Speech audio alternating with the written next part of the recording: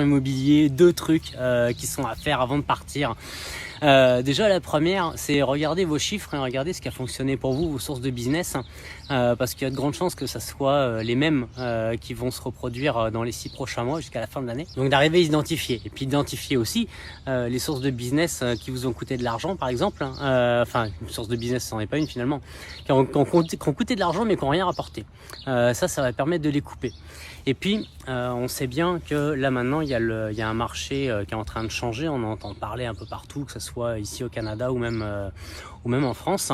et on en parle souvent, on en a parlé dans Shift, dans ces tactiques qu'il faut mettre en place, c'est de revenir à la réalité et de faire plus avec moins. Et le premier truc à faire, c'est de couper dans les dépenses superflues. Des dépenses superflues à titre privé, donc regardez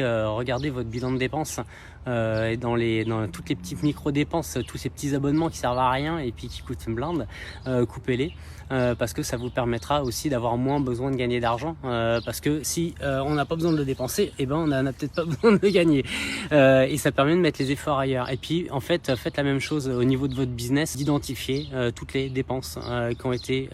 rentables, donc rapporter du chiffre d'affaires, et toutes les dépenses qui sont complètement inutiles.